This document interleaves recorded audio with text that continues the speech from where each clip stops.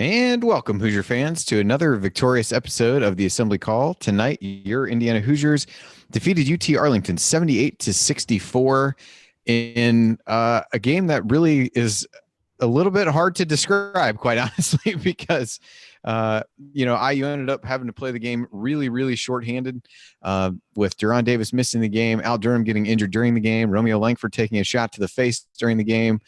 So IU finished the game with really just five players that were kind of able to play at that point and that Archie Miller trusted. And, a game that started out where IU really took a fairly commanding lead. I think got up to a high of a 20-point lead at one point. And then UT-Arlington, who shot a ton of threes in the first half, but only connected on one of them, started to get hot from long range. IU turned the ball over a bit, missed some free throws, and allowed it to get cut to a 1-point lead at one point before really pulling away at the end. So a kind of collective sigh of relief, I would say, for IU fans after the game like tonight. So I'm your host, Andy Bottoms, here with special guest host Galen Clavio from Crimson Cast, and we will break it all down for you on this edition of the Assembly Call IU postgame show. And let's start tonight's show as we start every show, and that is with our Hoosier Proud banner moment. Tonight, for me, I guess it was, as the game got to be, I think 61-60, although to be honest, the in-game live box score was acting up a little bit with some of the scoring, but at least according to this, it was 61-60 at one point. And IU really started to ride JaJuan Morgan from that point forward. He assisted on a basket to Justin Smith, made a layup of his own, had a nice steal and a dish to Damezi Anderson for a layup, and really played well during that key stretch as IU extended the lead from 1 point to 7 points, and IU over the remainder of the game outscored UT-Arlington 17-4 to again pull away and make it in some ways the final score looks a little bit, maybe the game is not as lopsided as that looked, but at other times it probably was just that lopsided. It was a weird game and kind of a survive and advance type of game for IU that really turned into one of survival. But for me, that banner moment was IU really riding JaJuan in that stretch. And he's a guy, as did a few others, I believe, that played all 20 minutes in the second half. And for the game, JaJuan played 36 minutes. He, along with Rob Phinisee, played all 20 minutes of the second half as it became clear that IU was not going to have any other place to really turn. So he kind of gutted it out through that performance and helped lead IU to a victory that was odd, but will hopefully by the end of the season just be another mark in the win column that maybe we can all forget about as we go through. But JaJuan's play during that stretch was my Hoosier Proud banner moment. And tonight's Hoosier Proud banner moment is brought to you, as always, by our friends Hoosier Proud and now their new brand, Home Field. As longtime listeners of this program know, for years, Hoosier Proud has been the best place to find Indiana-themed apparel that is made by Hoosiers for Hoosiers. And back in August, Connor and the team at Hoosier Proud took that expertise and created Home Field, a premium collegiate apparel brand that tells unique stories about a growing list of schools, including Indiana. The website address is homefieldapparel.com. There you will find designs that you can't find anywhere else. For example, you might have seen the picture that Jared Instagrammed and tweeted yesterday wearing his new Tri-Blend Fleece IU hoodie with the vintage IU Bison logo. He even told me before the game that he may never take it off because it's so comfortable. So look for that hoodie at homefieldapparel.com in the Indiana section. And then don't forget, back at their original website, HoosierProud.com, you will still find the best state of Indiana themed apparel, plus our official Assembly Call logo t-shirts, all while sending 10% of your purchase to causes around Indiana like Habitat for Humanity of Greater Indianapolis. So to review, the two URLs are homefieldapparel.com for IU gear and HoosierProud.com for everything else Indiana, including the Assembly Call shirts. And as always, use the promo code ASSEMBLY at checkout to get 15% off your first purchase. That's promo code ASSEMBLY at homefieldapparel.com and HoosierProud.com. All right, time to move the ball, find the open man, and get some thoughts from the rest of our team, which tonight is one man. Galen Clavio of Crimson Cast has agreed to join me and help me try to talk through and make sense of this. There was some point in time when there was concern that this may end up being a solo show, and I'm not sure that I would be able to process everything that happened in this game alone. So, Galen, I'm glad to have you. What's your big takeaway from the game tonight? Well, it's funny. We've got two people on this show, and that's about how many people IU finished the game with. It's pretty remarkable overall. Andy, can you hear me? Yeah, I he's still there. Okay. It's pretty remarkable from the standpoint of just like there were two games basically that we saw. The first game happened in the first half, and it was a game that was certainly trending towards a blowout.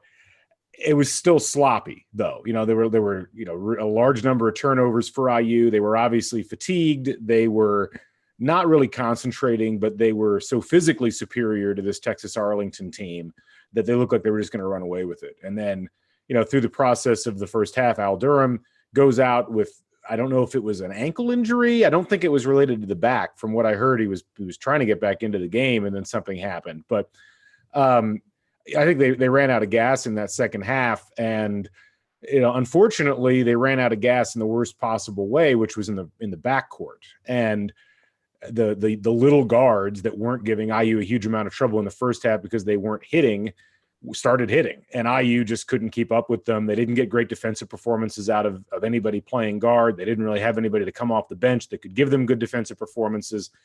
And so it ended up being a performance that just didn't look good for most of the game. But, look, I'll say this, Ohio State today was trailing at halftime to Samford, ended up coming back winning by 18. I don't know if you took the totality of that game, whether it was any worse than what you saw out of Indiana today. A lot of times the order in which things happen tends to affect the way we think about things. And, I think you do have to give this IU team some credit, giving away all that lead, allowing UT-Arlington to get back to within one, and then somehow finding the internal fortitude to double down offensively, to figure out how to contain Arlington defensively, and to push the lead back out to the point where they win again by double digits. I give them some credit for that. So, I do think there are some positives to take out of this game. I think most of the negatives can be attributed to the extreme lack of depth that this current injury situation has raked on this roster. And, I think there's some questions now about the guys on the roster that didn't get into the game that we should probably start asking, because I do think we learned some things today that we suspected coming into the game. But, overall, sometimes you have games like this, particularly early in the season, particularly when you have injuries. To some degree, I'm just kind of like, all right, we got through it, and let's reset and hopefully not get anybody injured, while trying to serve Thanksgiving dinner. Yeah, definitely keep these guys away from any kind of sharp knives during any kind of turkey carving scenario for sure. You are listening to the Assembly Call IU postgame show. I'm Andy Bottoms here with Galen Clavio, breaking down Indiana's 78-64 win over UT-Arlington. And Galen, let's start on the first thing you said, because we both touched on this briefly before we got on. I think the story of this game, more so than the early lead that was lost, more so than the play down the stretch, is just the injuries that keep mounting against this team. So Deron Davis announced before the game, on his birthday no less, that he would miss the game with Achilles soreness. I think probably not shocking given the number of minutes he played in the Arkansas game and the physicality of that game. And ultimately, you kind of thought in a game like this, it was hard to figure out what you would do with him defensively. You could certainly take advantage of him on the offensive end, but with a team that really wanted to play five out and really spread you out, I don't know that there was a natural way to fit him in defensively. So at the time, probably didn't seem like a huge issue. Al Durham, meanwhile, goes down early in the game, falls really hard on his back or his hip. You touched on him a minute ago. He ended up playing 11 minutes, none in the second half, didn't warm up with the team at all coming out of halftime. And then you had Romeo Langford take a head to the face inadvertently there down the stretch, and was gushing blood all over the court. And so, it became clear, as much as he was bleeding, even if they were able to stop that, it didn't seem likely he was going to come back in. So at that point, IU's down to really five guys that they had played. Those five being Juwan Morgan, Romeo Langford, Rob Phinisee, Justin Smith, who started the game, and then Damezi Anderson, who came off the bench. I think what you said, sometimes you learn things maybe you didn't expect to learn, but in a game like this, to not see Clifton Moore at all, to not see Jake Forrester at all, to not even see Johnny Jager at all, was kind of surprising to me, just to even give guys a break, because Evan Fitzner struggled defensively, struggled to box out, did end up hitting some key free throws, but was a second straight, struggle of a game for him. Damezi Anderson was struggling defensively, hit a couple big shots late. It just felt like if there was a time that you were going to give somebody else a shot, it was at some point in the second half of this game. So it's easy to overreact a little bit, but in this game, when you needed almost anybody who could step out and play, to not see those guys, to me, is pretty telling. Yeah, no, I think so. And obviously there's a couple of ways you can look at that. I tend to think that Archie Miller's got as good of a sense of what this roster has on it as anybody. And if there's a reason why Clifton Moore and Jake Forrester in particular didn't come out on the floor, I think that it probably is, contributional in nature more than anything else. I mean, part of the problem, frankly, was that most of the damage that Arlington was doing was from the backcourt. And you're not going to stick Clifton Moore out there or Jake Forrester out there to guard somebody on the perimeter. I mean, that's going to cause more problems than it solves. Certainly your point about Fitzner is a good one. But again, I think at least Fitzner has the ability to guard out to about 15 feet and still recover. He certainly didn't do it today, but at least he has the ability to try. But yeah, I do think that there's probably just a situation where Forrester and Moore are a ways away from actually being able to contribute. And it wouldn't even be an issue except for the level of injury that this team is currently experiencing. And, obviously this is where the McRoberts injury, I think, really hurts more than anything else, because McRoberts has the ability to guard guards as well as guard people in the front court, and taking him out just completely devastates the backcourt rotation. And then when you lose Al Durham on top of that, it creates a lot of issues. And look, I think that certainly you can criticize Archie Miller for the substitution patterns of not bringing those guys in if you want. I just don't know if bringing those guys in would have done much good. And frankly, it could have done more harm than good, simply because that almost gives their guards a license to drive on every possession. And that was going to create problems, maybe not for Forrester and Moore, but certainly for, Juwan Morgan or Justin Smith, guys that you couldn't afford to get into foul trouble given the way that the game was trending. Yeah, it's odd to have a conversation about depth with a team that we all talked about coming into the season was as deep as any that we could remember. But just the injuries mounting for this team, it seemed like based on Archie's radio show last night that there was a chance that, McRoberts and Devontae Green would come back to practice at least sometime this week. Whether they're available Friday for the UC Davis game is unknown at this point, although becoming more and more important as more guys went down, as you don't know what Al Durham's status is going to be. Romeo, you would certainly presume would be fine by then to play, but and maybe even Durant. But yeah, definitely a lot of question marks about that. And I think it remains to be seen, whether some of those guys can work their way in. If this team ever gets back to full strength, I don't really know. But I do think, to your point, I think matchups dictated a lot of it. But I do think there were times based on how other guys were playing that if you really had any belief from a coaching standpoint that those guys would be able to positively impact the game, that somebody would have been in there. So if nothing else, I think we learned something about the rotation, although we're going to figure out pretty quickly that that might not matter if too many more guys get hurt. So we'll kind of sort through that as we go, but definitely an interesting takeaway. And for all the questions in the offseason about who was going to make the rotation, I think we're starting to get some pretty good ideas of where that all sits over these last couple of games with how things have shaken out with the injuries. So coming up, we're going to continue our breakdown of Indiana's 78-64 victory over UT-Arlington. And we'll point out tonight's meaningful moment you might have missed, and then go inside the numbers to highlight the most important statistical notes from the game. You're listening to the Assembly Call. Stick with us.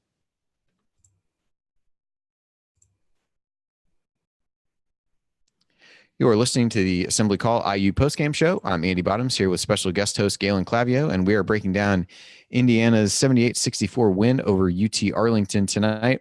And it's time for tonight's meaningful moment that you might have missed.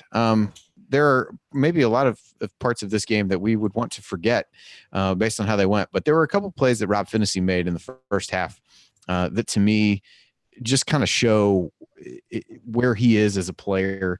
One of them was actually on UT-Arlington's first basket of the game. Guy hits a really tough shot over him, but doesn't hang his head at all, gets the ball, basically takes it straight down the middle of the court, makes a move, gets to the basket, and makes a layup. Didn't hang his head, just really went back down and attacked on the other end. And then there was another one that Andy Graham pointed out on Twitter that I found here.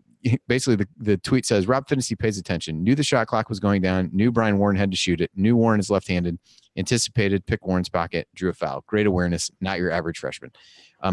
I think Rob is a guy who, again, in a game, he didn't score as well tonight as he has in some of the other games, ended the game with 8 points. but played 39 minutes, had 4 assists, just 2 turnovers in those 39 minutes, which the way IU turned the ball over at times tonight is pretty impressive to only have 2.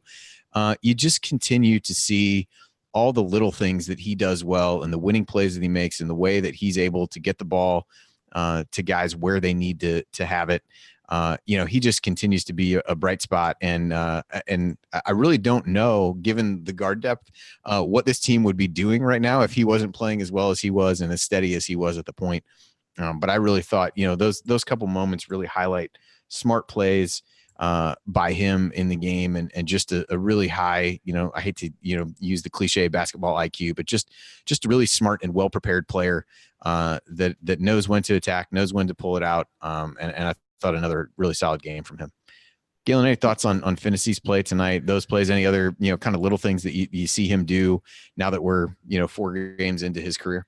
No, I think you hit the nail on the head. I mean, he had a relatively quiet game today compared to what we saw, for instance, against Marquette or even, frankly, against Arkansas.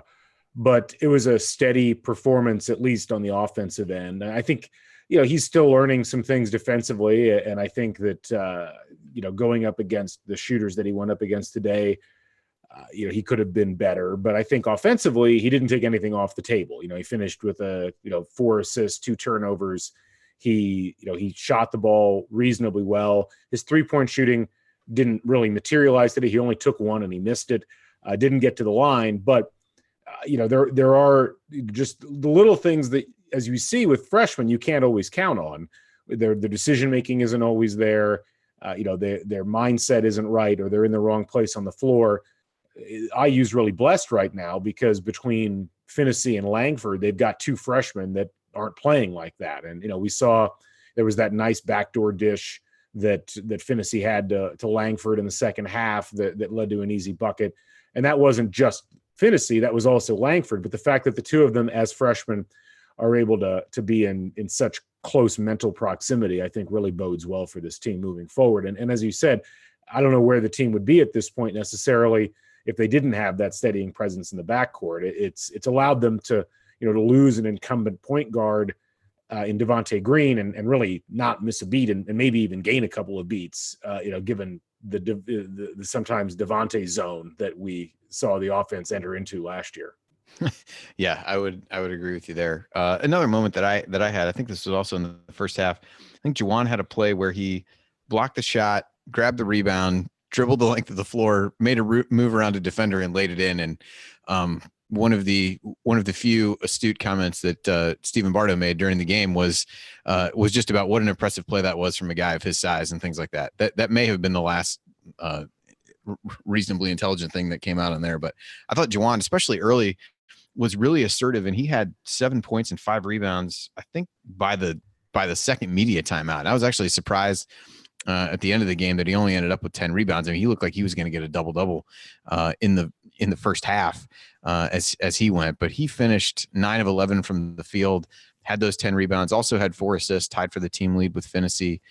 And again, as I mentioned before, played all 20 minutes in the second half. I thought, again, he was able to stay on the floor, picked up a relatively early foul again. I feel like similar to the Arkansas game, but managed to stay out of foul trouble in a game where he could really use his size to his advantage. But, anything stand out to you, Galen, from JaJuan's play tonight? Well, just he played the way that he had to play if IU was going to win the game. I mean, when it got down to a 1-point margin, he'd already kind of put the team on his back, and he really put the team on his back at that point and just made plays, whether it was that coast-to-coast deal, whether it was, getting possession and getting the ball up into the cylinder. I mean, to shoot, 9 of 11 on the game and to have a positive mark from the free throw line and to contribute rebounds and to have more assists than turnovers. I mean, it was altogether the kind of performance you have to have. And it drives home how much they missed Juwan Morgan in that Arkansas game on Sunday throughout that first half. How much he contributed in the second half of that game, how much he contributed in the second half of this game. I mean, he's a really good player. I mean, there's a reason why he should have been first team All Big Ten. And it's obviously, I think it's heartening that in games like this, he's already got the bit in his teeth. He's already willing to kind of throw down and say, look, I got to take care of business here. Certainly he wasn't alone in that. I mean, obviously Romeo Langford played a role, and even offensively, Justin Smith, I thought, did some good things, down the stretch in the second half. But give Morgan all the credit in the world. I mean, if there's a reason why IU was able to pull the bacon out of the fire here, he was the reason why. Yeah, he really did. I think there was a point where really when the game started to get close, it felt like, he and Romeo in particular weren't really touching the ball enough offensively. And it felt like either of those guys could really do, kind of whatever they wanted, whatever they needed to do over the course of time. And I think they just got away from that for a little bit. And so, they threw a pass into him right about the free throw line. He throws a great pass to Justin Smith that really, was one of the plays that started that run. The play that really started it was kind of a lucky play that Fitzner tried to enter it into Morgan. It goes over his head, and Justin Smith's right there, to put it back up and in. But really after that, Juwan really asserted himself and, as you said, made plays and did everything that he needed to do to get this team a win. So an impressive performance from him, as we have come to expect. You are listening to the Assembly Call IU Postgame Show. I'm Andy Bottoms here with Galen Clavio, breaking down Indiana's 78-64 win over UT-Arlington. And now it's time to go inside the numbers. So, Galen, I'll throw out a couple things here, and feel free to hit these or go in a different direction. Turnovers was one that, particularly in the first half, was a problem for both teams. Each team had 13 turnovers in the second half. Actually, both looked to finish with 18 on the game. But the IU really struggled to take care of the ball. And it was a lot of some of the same kinds of things that we saw against Arkansas. Lazier passes on the perimeter, guys not stepping to receive the ball, just really getting sped up by a team that really, they gave a little bit of pressure, but it wasn't like what Arkansas saw. And IU got really careless with the ball and could have had an even bigger lead than they did at halftime when they were up 17 as it was. That got better for the most part in the second half. I think they still kind of came in waves. There were a couple waves of them in the first half where they committed 4 turnovers in a minute and 47 seconds. And then I think there was another one where they had 3 in a minute and 9 seconds. So just kind of that felt like deja vu a little bit to me, and some of the flurries of turnovers where they would just snowball, over the course of a game. But I guess let's hit that first, because that was really one of the numbers that stuck out to me in a negative fashion for IU. What did you see that you felt was leading to the kinds of turnovers that IU was making? I think that a lot of it comes from Romeo Langford, actually. And as good as Langford is, he is throwing passes that in his mind work better than they do in reality. And I think that I'm not being necessarily critical here, but I think that he's expecting players to react faster, or I think he's expecting players to come back to the ball. Or I think that, and this is perhaps the most important of the three, he's not expecting defenders to jump balls the way that they have been. And this was certainly evident in the Arkansas game. And again, it was evident tonight. I think this is a natural transition for Romeo Langford, and it's an important one for him, is understanding that you're a level higher in the basketball hierarchy right now. You're going to be facing better athletes. You're going to be facing guys that are really watching the ball. You probably didn't face that as much in either high school or AAU. I think it's an absolutely fixable problem. I thought he got a lot better at that as the game went along. There were 1 or 2 passes down the stretch, but that's where I think it comes from. I don't think it's anything to sound an alarm about. I think it's a natural maturation process and developmental process that he's going to go through. The bigger issue for me is Justin Smith's turnovers. He had 6 turnovers in this game, and it just contributed to, what I think has been, unfortunately, kind of subpar play by Justin so far this season. Now, he played more minutes tonight than he has before, and he hasn't exactly been a turnover machine. He only had 5 turnovers total on the season coming into the game. But, it's like he fixes one part of his game and then another part breaks. In the last couple of games, he struggled offensively. He comes into this game, he's 5 for 8 from the field. He hits some free throws. He scores 13 points. He grabs some rebounds, but he turns the ball over 6 times. And really in the first half, he was kind of a low-key problem for the IU offense that just kind of kept popping up possession after possession. We always talk about sophomore slumps and trying to learn how to play consistently well. We've seen players across the board deal with that at IU over the course of time. I think that's what Justin's going through right now. it's something that he has to really focus on. And I think that that's going to be a key thing to watch over the course of the next month or two is, can Justin Smith straighten out the elements of his game that are causing him problems so that he could take advantage of all of the good aspects of his game, the ones that we saw at the tail end of last year. Yeah, it's an interesting one with him. He has the ability to, I think like we've thrown out Troy Williams type comparisons where he's going to, at this point in his career, at least, going to be able to score predominantly off of good cutting, movement off the ball, and benefiting from the defense paying particular attention to the other guys that are on this team. And I think there are times when he tries to do a little bit more than that, and that's where he gets himself into trouble. And I thought even defensively tonight, he really struggled to keep guys in front of him. And he was a guy who, even against a smaller team, I think most people would have expected to be able to at least contain things a little bit better. And there were certainly stretches in the game when he struggled there. This is a case where, one of the things you don't learn in this, so we said we kind of learned about the rotation, is you don't really learn how short of a leash some of these guys are really on, because like it or not, he was able to play through those mistakes because there was really nobody else to turn to for Archie Miller. And maybe that benefits him in the long run, and hopefully it does. But yeah, I agree. I thought his turnovers were probably more egregious than the ones that Langford made. But I see what you're saying with him, where it's just like, maybe not everybody is on his level or anticipating that he's going to do what he's going to do. And, some of those kinds of things. But yeah, Justin's performance was kind of up and down.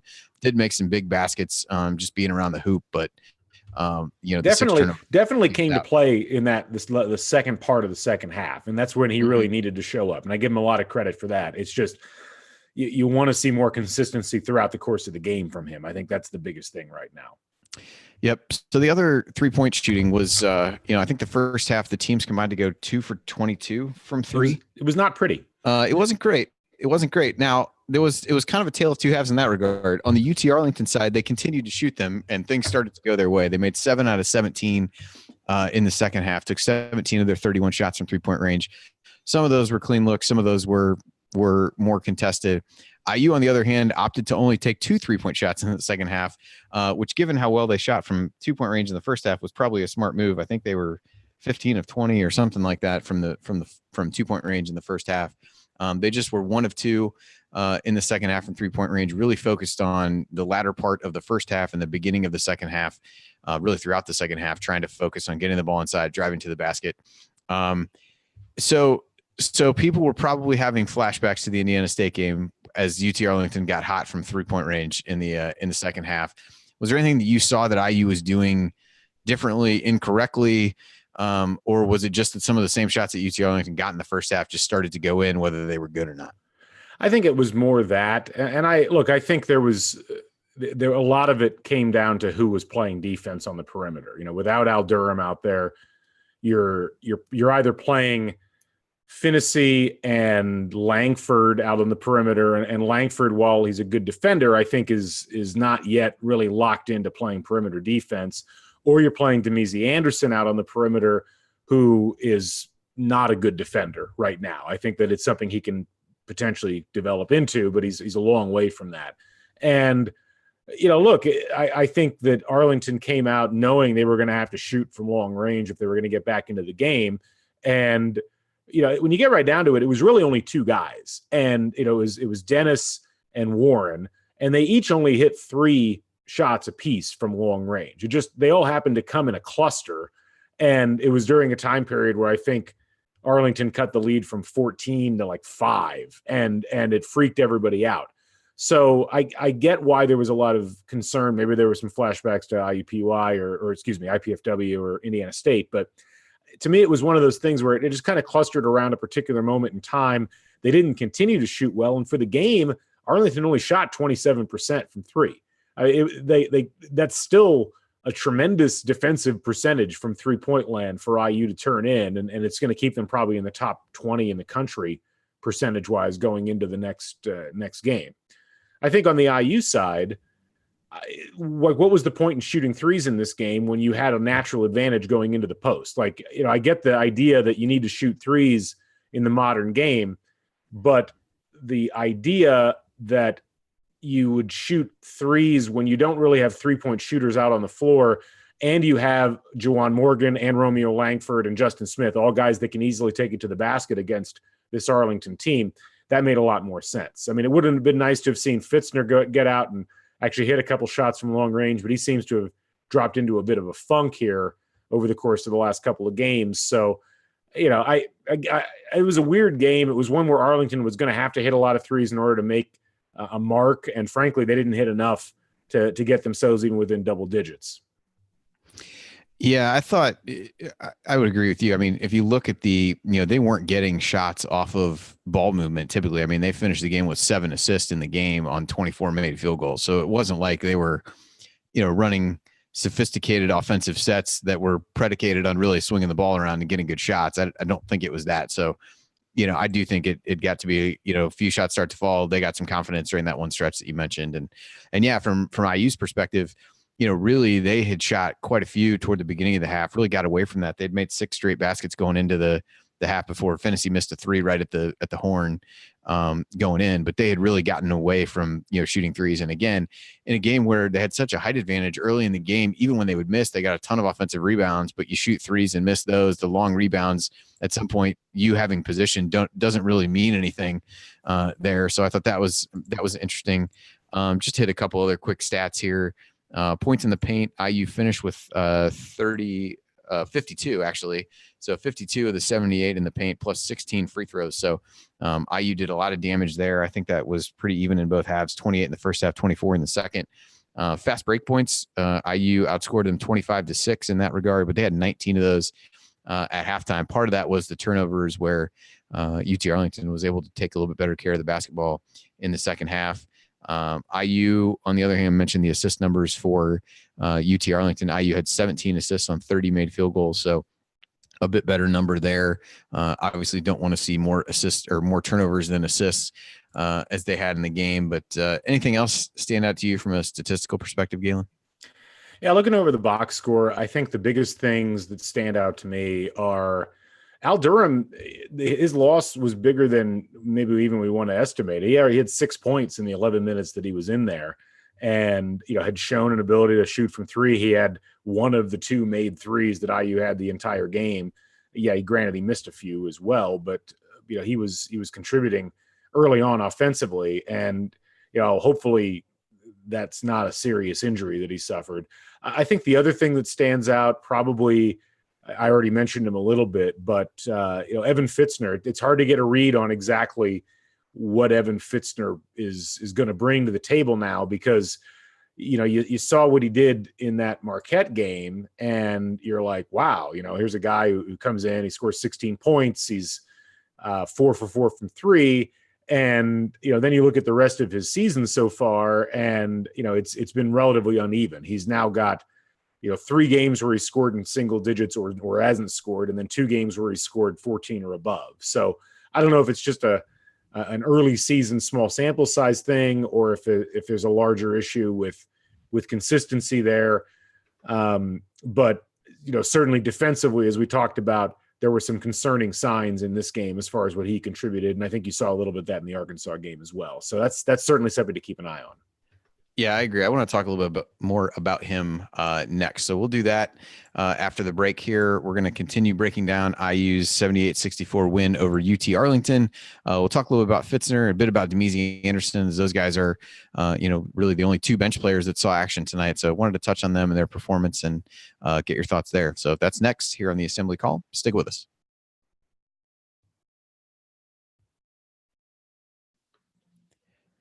You are listening to the Assembly Call IU postgame show. Catch us live immediately following every IU basketball game, plus every Thursday night and Monday afternoon at our website, assemblycall.com. I'm Andy Bottoms here with special guest host Galen Clavio from Crimson Cast, and we are breaking down Indiana's 78-64 victory over UT-Arlington. And Galen, before the break, you touched on Evan Fitzner a little bit. I wanted to circle back to him a little bit more. I think it was funny. Everybody knew coming in, what he did in the Marquette game was essentially what everybody wanted. Your kind of perfect version of what he is as an IU player was that game. A guy that can help you space the floor, give you some outside shooting that you really missed before, made a couple baskets inside, and just played a solid overall game.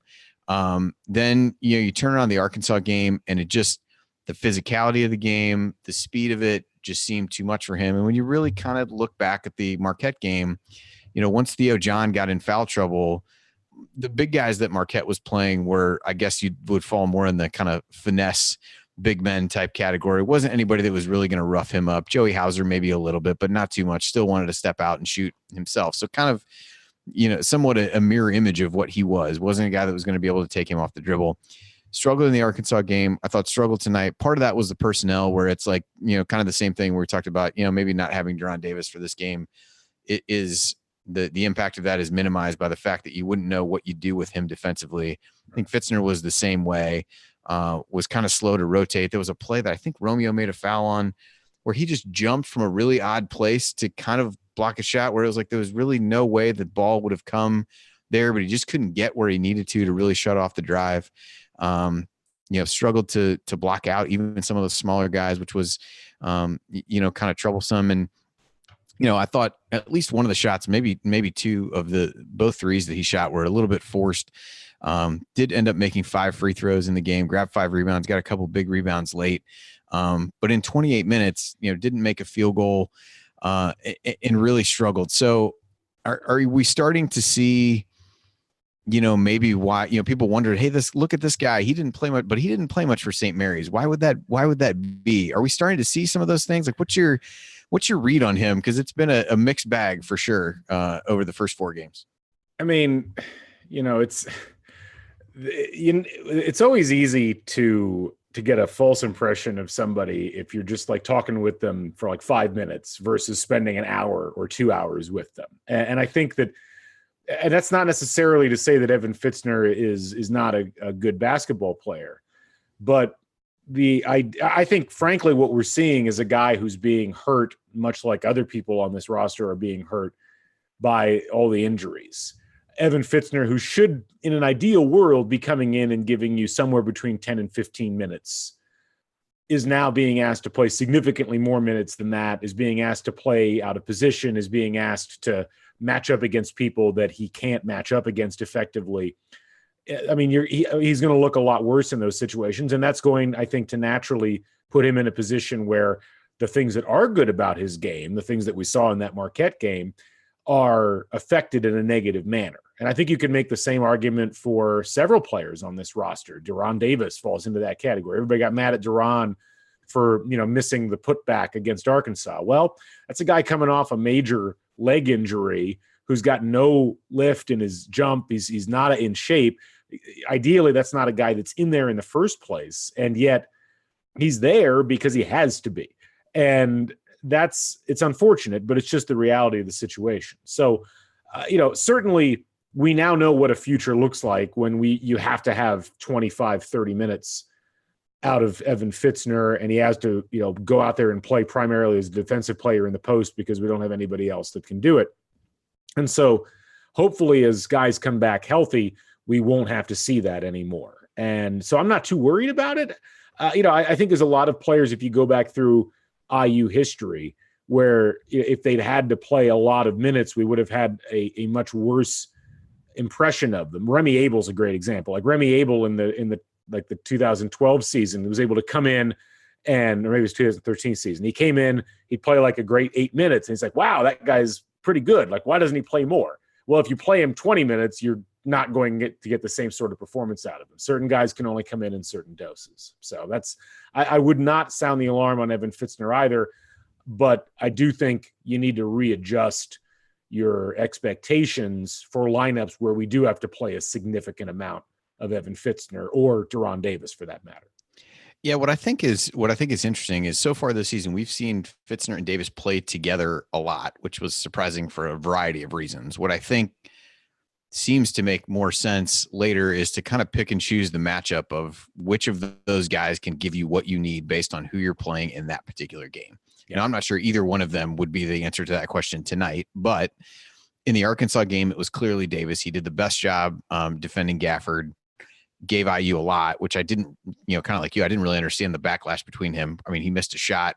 He got called for a really cheap foul, but IU's not probably in the position they're in that game if he doesn't come off the bench and play as well as he did. And Fitzner was a really good matchup for what Marquette did and played really well as a result. So I'm curious if, as the games get more competitive, as you get into conference season, if you don't start to see that a little bit more. But yeah, I think they're both kind of playing together or kind of miscast in that role. But, again, the injuries are trying to, cobble things together, which I suppose is as good a segue as any to Damezi Anderson, who you picked up on it. Yes. Yeah. Who, ended up playing 18 minutes. And we mentioned this on the show after the Arkansas game, that there's really no scenario in which you would have envisioned him playing the kind of minutes in that Arkansas game as he did. And while there were certainly things to not like about that performance, particularly on the defensive end, I know Coach had some, strong words about his performance. He's being put in a situation that I don't think he anticipated being in. Archie Miller didn't anticipate him being in. And yet here we are. So, so Damezi ends up playing 18 minutes tonight. I thought, again, really struggled defensively. Did end up with 7 points, hit the big three that I think pushed the lead back to double digits or right around there. Scored another jumper late after I thought Archie was going to run onto the floor and strangle him after he tried that behind the back pass to Justin Smith. And the other shot, the only shot that he got credited with a miss on was like a 1-on-3 fast break where he pulled up and shot a three. And it definitely felt like another case of like, well, you're kind of like testing your limits to see like, what can I do? Because you really don't have any place else to go. So I'm going to take the shot.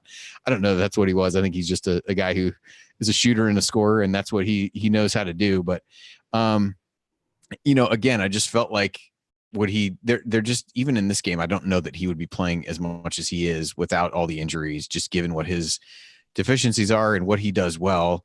In the end, it probably looks like a learning experience for him, and will come back to pay dividends at some point. But at times is a little bit of a struggle to try to, kind of watch him work through the problems that he has and the areas that he's got to get better in.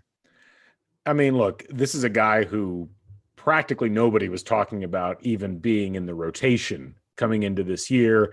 It was a guy whose name was being bandied about as far as a red shirt possibly. And he's gone from that to playing 20 minutes a game because he has to. And that has got to be incredibly difficult for a guy who, while I think he's got a lot of inherent talent on the basketball floor, he's still raw. He still needs a lot of development. So I'm appreciative of Damezi Anderson and the fact that in a game like today, he didn't turn the ball. I think he turned the ball over once, which, given the amount of time he had to handle the ball, that's a pretty good record. He was 3 for 4 from the field. He certainly took a lot off of the table defensively, but it was one of those situations where he kind of neutralized it by not turning the ball over, by hitting some shots when they were open. And, I think back, like this is why when I talked about this season, the idea that you're going to have a situation where, frankly, the season's going to start off and everything's going to be great immediately. No. There was always going to be the chance that you were going to have young guys struggling early on in roles trying to figure things out. And I think in an ideal world, you're not seeing very much of Damezi Anderson on the floor simply because there are guys on the roster that we know are ready to take those minutes and play those minutes. They're just not capable physically of playing right now. So I'm happy with what we've seen out of Damezi overall. And certainly that wouldn't work, against a good team, but against a team tonight, I think that it was sufficient. And I think it helps him to build. I think that these are invaluable minutes for a young player to be able to go out there. Most young players don't get this. I mean, unless they're players like Romeo Langford or Phinisee, who are ready-made and are really out there and are able to contribute right away. Most young players are getting these reps in practice, if at all. And so I do think that this will help in the long-term development of Damezi Anderson. And I'm glad that we're able to win the game, with him having this performance. You're listening to the Assembly Call IU postgame show. I'm Andy Bottoms here with Galen Clavio, breaking down Indiana's 78-64 win over UT-Arlington. And with so few players to play, I don't know that there are any individual players that we haven't hit. I know we haven't touched on Romeo a great deal other than the turnover number. He ended up with 16 points on 7 of 14 shooting, missed all 3 of his threes, only got to the free throw line twice, which I without even looking has to be his lowest total of the season. But again, had another good rebounding game, second on the team with 8 rebounds, 2 assists, the 4 turnovers that we talked about before. But I guess, maybe less specific to this game, but since we haven't had you on in a little bit, Galen, I mean, what are your early impressions of him? First 4 games as a Hoosier, so much hype coming in. Anything that surprised you about him over the course of the 4 games, whether that showed up specifically tonight or not, but what's kind of surprised you about him? About Romeo Langford? Yeah. Nothing, honestly. I mean, I tell you what has surprised me is how fluid he looks on the floor. I think I mentioned this in one of the Crimson Cast previews, but he is so he looks so natural on the basketball floor, and yet it looks weird in an IU uniform because there have been so few players that have looked like that playing basketball. And he's so fluid with the ball, particularly on offense, that it's very deceptive. It almost looks like he's not trying, which he's certainly trying. He's just very intelligent with how he does things. Look, I think he's been excellent. I was having a bit of an argument with Scott on Crimson Cast earlier on today. Scott was like, well, I really want to see him like have a breakout game. And I'm like, dude has scored, 19, 12, 22, 22, and 16 so far on the season. He's been pretty darn good already in almost every game that he's played. And, when I look at what he's brought to the table, it's, he's just bringing a high level of effort and an ability to play a significant number of minutes already. I mean, he's played 78% of available minutes, which is in the top 500 in the country. He's the only IU player that is in that top 500. The fact you're getting that and you're getting, excellent offense, you're getting an effective field goal percentage of 55%, you're getting, 66% from 2 out of him so far. I'm really excited about what he's laid down in these first few games, and I'm really looking forward to seeing what he's going to do moving forward. So nothing really surprising, just really excited to see him in a uniform and really excited that he and Juwan Morgan and Robert Phinisee seem to already be forming a really exciting triad out on the floor. I'm going to be really, really curious and really interested to see how that partnership develops over the course of the season. Yep, I would agree. Trying to kind of scroll through some of the post-game comments. So Achilles soreness for JaJuan Davis is not the leg that was affected by last year's tear. In the other leg, Archie said, not sure when he'll be back. Said Al was not cleared to go back after the back injury that he suffered. Wasn't sure if Romeo broke his nose. Nobody was injured walking to the locker room, as best I could tell. So yeah, it was. So I'm suiting up on Friday, apparently. That'll be really exciting. Yeah, I mean, yeah, students are gone, so you can't even just. Yeah, you're gonna dip into the faculty. That's fine. Whatever you got to do. I need to go to Orange Theory a bunch in the next couple of days, I guess. Yeah, no, there was a question that we got earlier on in the chat. I think it might have been Brett Gearhart, but it might have been somebody else. But they asked if we had any info. No, I'm sorry, it was Alan Butts.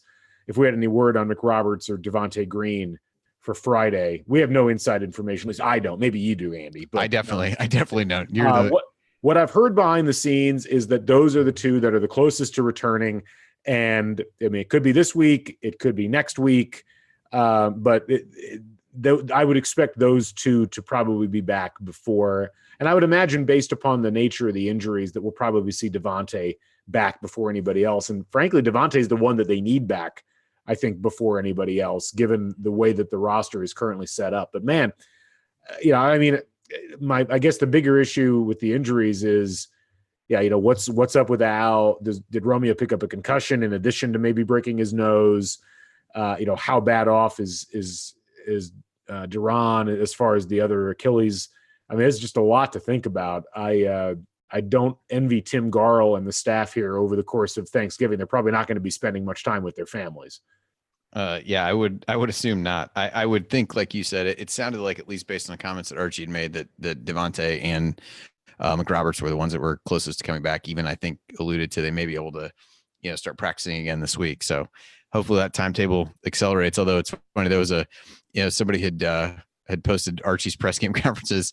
Eddie Cotton replied, "Dear God, he looks stressed." My 7-year-old at the end of the game is looking up at the TV and she's like, "Dad, he looks really hot because of all the sweating." So I was like, well, I'm pretty sure he is right now. And I think, maybe this sounds like being apologetic or as Kent Sterling said, being soft earlier on Twitter. But I do have some sympathy for Archie Miller. He's had to do a lot of recalculations on the fly here this first month. I mean, here's a coach who thought he was coming in with, a team that maybe went 11 or 12 deep. And, he's playing with the bare minimum right now, and he's got 3 guys whose injuries maybe we don't even know the extent of going into not just a game on Friday, which is 3 days from now, but you're going to have to factor Thanksgiving travel in, perhaps for some guys on that, coming in, going back, or maybe they're all sticking around here. I'm not sure. And then you got to turn around and you got to go to Duke on Tuesday. I mean, this is a lot of games in a relatively short period of time, and not a lot of time for guys to get better. Not a lot of time for guys who have been injured to get back into the flow of things. I give Archie a lot of credit for managing things as well as he did. And he's still getting killed on Twitter and on the message boards. And I understand why. I mean, people don't really care about the excuses. They just want to see the results. But man, it's a lot to manage right now. And it's really unfortunate that things have come down the way they have. I am glad, I guess, if it was going to happen, I'd rather it happened in November than happen in like February or March, which, that's always the worst time for it to happen. But it's really no fun regardless of when. Absolutely not. All right. Well, coming up in our final segment, we're going to hand out our game balls, take a quick look ahead to Indiana's next opponent, and then in last call, we'll deliver our final thoughts on Indiana's 78-64 win over UT-Arlington. That's next here on the Assembly Call. Stick with us.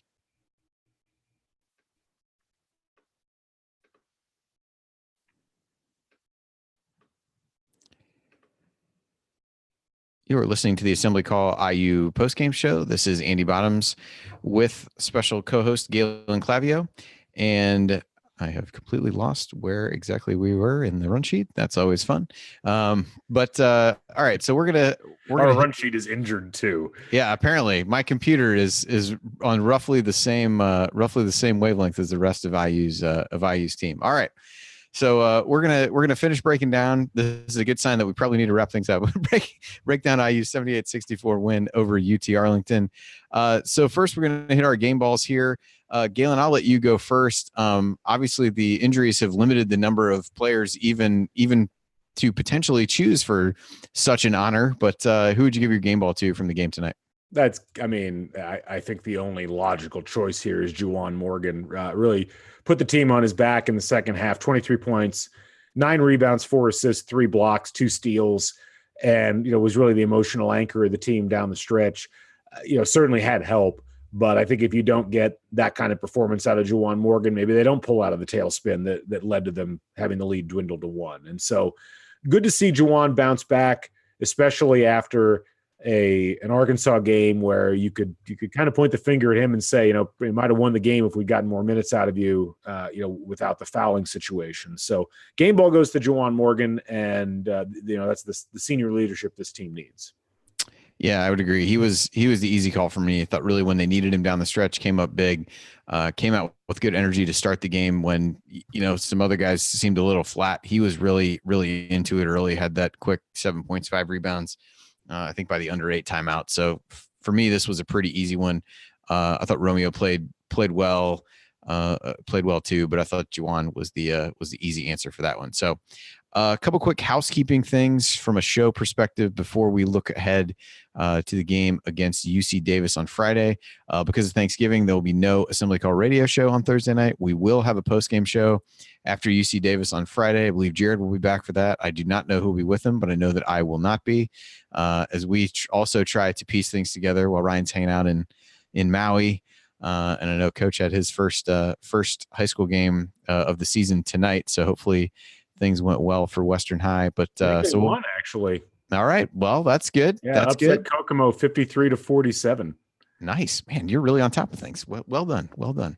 Maybe Galen will be back. I mean, pulling high school. I'm going to the game on Friday. So. Okay, fair enough. I mean, you're pulling high school scores out. This is how to be fair, welcome anytime, but this is good. Coach put that in the chat. I just happened to notice it as it rolled by. Oh, all right. So. Well, either way, you were more alert to that than I was. So I'll give you credit where credit is due. So IU plays UC Davis on Friday. They are 1-4 currently, but playing Sacramento State sometime this evening. The score hasn't updated yet, but they've been a little bit disappointing. We're picked as it seemed like one of the better mid-major teams on IU's non-conference schedule. Team picked toward the top of the Big West Conference, and they have not gotten off to a good start with losses at home to San Francisco and San Diego from what looks to be a pretty good West Coast Conference conference. They lost at Arkansas by 23, did beat Texas A&M Corpus Christi by 3 points in overtime on a neutral floor before losing at Texas Arlington by 9. So, they're a team that's really struggled offensively so far, ranked, at least as I look at this, outside of the top 300 in offensive efficiency on KenPom, have shot the three incredibly poorly. One of the worst, 10 team, worst 7 or 8 teams actually in the country shooting threes. Haven't been a whole lot better on 2-pointers, have turned the ball over a lot, which we know IU's been good at forcing turnovers. So not a lot that they hang their hat on from an offensive standpoint. Defensively, they've been better there, have limited opponents to 30% 3-point shooting. So have been impressive there. But, all things considered, a game that IU should win. I think KenPom gives IU a 97% chance to win. Not sure that accounts for the fact that IU may have anywhere between 6 and 7 players that are available for the game, depending on how things shake out with the set of guys that they have. So, who knows how that'll play into it. It'll be, while still a game IU should win. I think Juwan Morgan made a comment after the game that if we have to play 5 guys 40 minutes, that's what we'll do. I hope we don't have to find out whether he can be proven correct on that statement. But again, a UC Davis game, one that IU should win. And really a big one heading into a big stretch for IU where they, the start by playing at Duke, then those couple Big Ten games, then Louisville and Butler. So a really big 5-game stretch after that. So hopefully IU can get through that game, get a win, not sustain any more injuries, and move to 5-1 on the season. So that's again a game that IU should win, but with all the injuries and certainly after tonight's game, not one that we will take for granted by any means based on how things have gone so far. If I'm IU, maybe I play a 2-3 zone in this game. I mean, in all seriousness, this is a UC Davis team. Their top 2 players are like TJ Shorts, who's a 5'9" guard, and Siler Schneider, who's a 6'3" guard. Neither of them shoot the ball well from outside. And it's just not a very impressive offensive team. At this point, you just want to try to limit as much physical contact as possible and try to get out of the game without any injuries. Yep, I am right there with you. You are listening to the Assembly Call IU postgame show. I'm Andy Bottoms here with Galen Clavio, and we're wrapping up our postgame show after IU's 78-64 win over UT-Arlington. Remember that because you're an Assembly Call listener, you get 15% off your entire order at HoosierProd.com and HomeFieldApparel.com. So if you want officially licensed IU gear, go to HomeFieldApparel.com. And if you want one of our Assembly Call logo t-shirts or one of Hoosier Prod's unique Indiana-inspired designs, visit HoosierProd.com. On both sites, use the promo code Assembly at checkout for 15% off your entire order. And with that, it's time for last call. So, Galen, I will kick it to you first for your final thoughts on IU's 14-point win over UT-Arlington. Obviously, you'd like to see IU win these games by 30, and I just don't think it was in the cards for this IU team this time around. Some positive things. I think that if you look at the game in totality, it was still a contest that statistically, if you didn't watch the game, if you just looked at the statistics, you said, wow, IU played pretty well. They had another defensive performance where they held their opponent under a point per possession, and they got good offensive performances out of Juwan Morgan and Romeo Langford. As we step away from the game and let it get away from us a little bit, I think that perhaps we'll calm down a bit and understand that it's a banged up team. It's a team that's still trying to find its identity. It's still a very young team. And these are unfortunate but necessary steps along the way. I think as they start adding players back, these are going to be important building blocks. Doesn't make them any easier to watch when they happen, but I'm not pressing the panic button at all.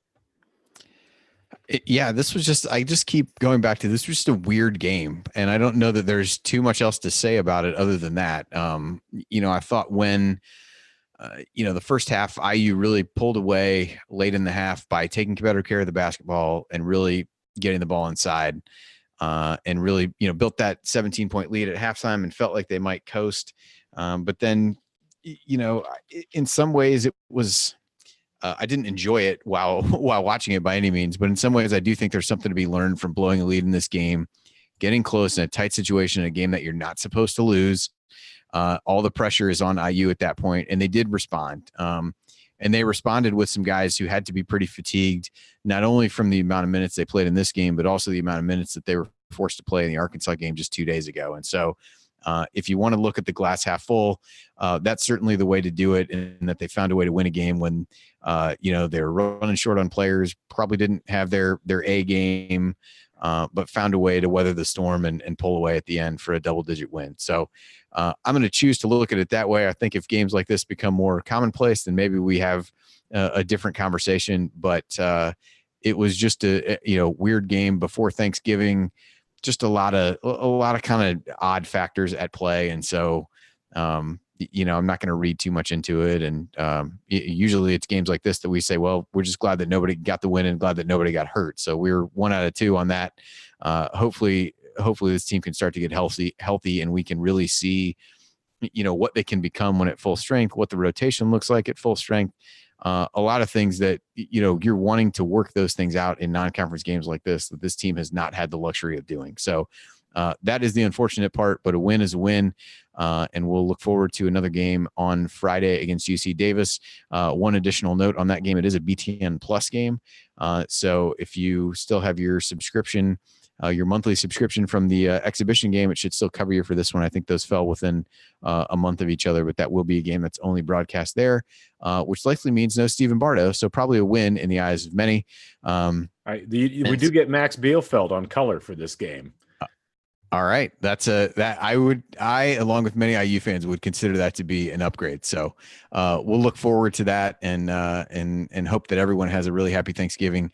Thanks again to everyone for your support of the show and for following along as we go through the season. So 4-1, albeit a somewhat odd, unconventional 4-1, but we are 4-1, so you can't be too upset about that. And so we'll move forward, try to get this last game out of the way before that really tough 5-game stretch that we'll be able to talk about a little bit more after the UC Davis game, and in particular on the Monday show with Jared. So if you want to see us do the show live and be part of the live chat, make sure that you subscribe to our YouTube channel, youtube.com/Assembly Call. You can also subscribe to our podcast by searching for Assembly Call wherever you listen to podcasts. And don't forget to go to assemblycall.com or text IU to 66866 to join our free email newsletter. Thank you for listening. We'll be back to talk IU hoops again with you on Friday after the UC Davis game. Until then, keep your elbows in and your eyes on the rim, and go Hoosiers.